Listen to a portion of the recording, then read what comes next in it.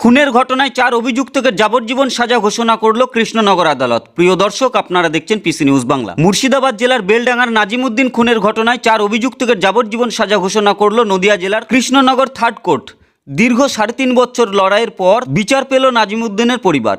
2021 সালের 13 ডিসেম্বর শিয়ালদা থেকে ট্রেনে করে বন্ধুদের সঙ্গে বাড়ি ফিরছিলেন বেলডাঙ্গার নাজিমউদ্দিন। ট্রেনে এক মহিলার ক্যাপসিকাম চুরি হয়ে যায়।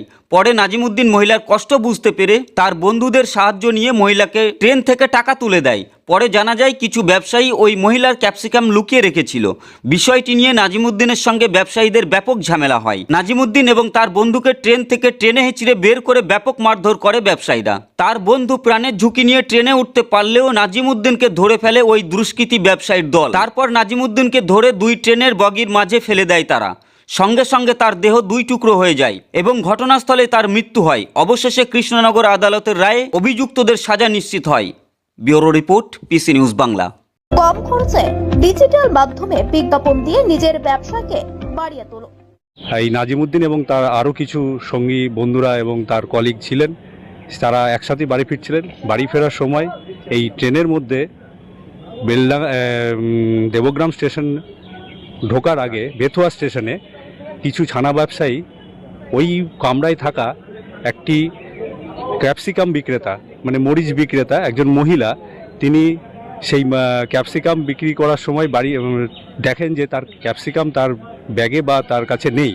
তখন তিনি চিল্লামিল্লি করেন এবং এই নাজিমউদ্দিন এবং তার আরও যা সঙ্গীরা ছিলেন ট্রেনে, তারা এটা শুনে খুবই দুঃখিত হয় এবং তাকে কিছু পয়সা দিয়ে সাহায্য করে।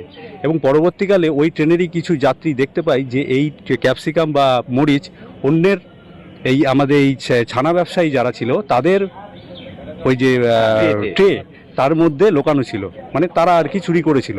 এবং এইটা নিয়ে যখন শোরগোল শুরু হয় তখন আমাদের নাজিমউদ্দিন এবং তার সঙ্গীরা এটা নিয়ে প্রতিবাদ করায়, তাদের সঙ্গে বচসা হয় এবং তাদেরকে জোর করে বেথুয়া স্টেশনে নামানোর চেষ্টা করার শুরু করে দেবগ্রাম স্টেশনে তাদেরকে নামায়। 2 জনকে তাদেরকে নামাতে পারে নাজিমউদ্দিন এবং আরও তার 2 সঙ্গী। কিন্তু পরবর্তীকালে যখন তারা মারধর করে এবং যখন তারা ট্রেনে উঠতে পারে না, তখন নাজিমউদ্দিন একদম শেষে ছিল এবং তাকে ওই 2 বগির মাঝখানে ফেলে দেয় এবং সঙ্গে সঙ্গে সেই ট্রেনে মারা যায়।